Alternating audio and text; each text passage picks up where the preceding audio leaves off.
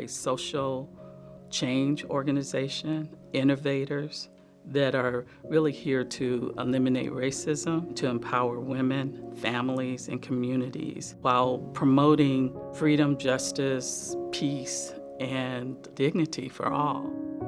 It's a mission that we share with our national YWCA USA and our other 200 plus sister organizations throughout the United States and throughout the world. We provide our case management services in the San Gabriel Valley, East Los Angeles area, and also parts of the Pomona Valley area. We go as far out as La Crescenta, Flint Ridge area. We have about 4 different hallmark programs. One is our domestic violence program. Many people refer to it as WINGS, being able to provide direct services to women primarily, but we serve everyone. Our services are really for everyone. We have clients that come from out of state, out of county. We also get calls from other countries. We also provide services for individuals with disabilities. We do have a handicap accessible room within our shelter, and we also provide services for non-English speaking participants. We have clients that come in that maybe they just need the DV support group, and we also have clients that come in that might need all services. So they access individual counseling, housing advocacy, legal advocacy, children's program for their children, as well as court accompaniment. So the YWCA provides essential resources for domestic violence survivors. Those who are survivors of violence come to our shelter, providing them with a plan to become independent and self-sufficient. They offer meal distribution plans. The senior services program in general has been absolutely wonderful. We have been able to serve over 1 million meals within the past year.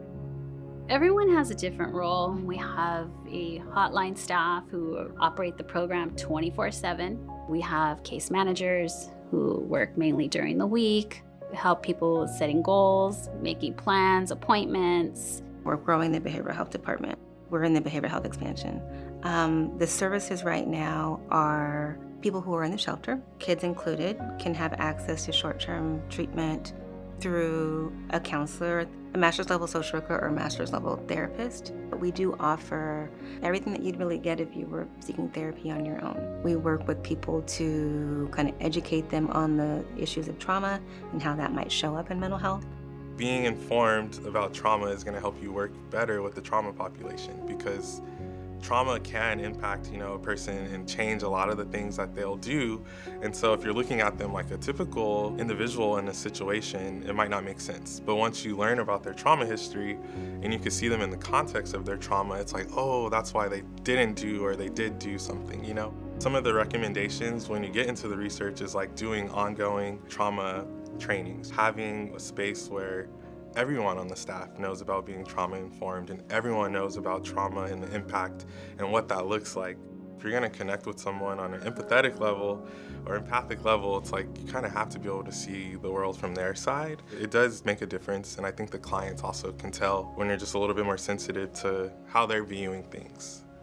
Even through our hallmark programs of the domestic violence and senior services, we continue to look at those programs with an eye towards equity to ensure that we're doing the best we can to acknowledge, recognize, and address the needs of all our communities. And I give kudos to our staff. At COVID, everyone wanted to go home. We couldn't. We were in that category of essential providers. We've been the recipient of quite a bit of COVID funding. It's very important that we have a passion for the program. And I say that because it's hard to maintain grant compliance when you are on a federal grant cycle, a calendar grant cycle, and on a fiscal grant cycle.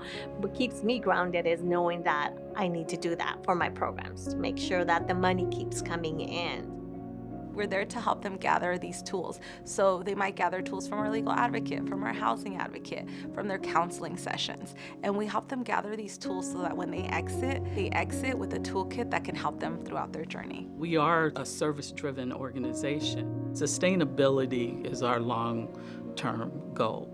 We just hope that, I know we'll still be here in 85 years. That's a long-term goal for us to survive and be here.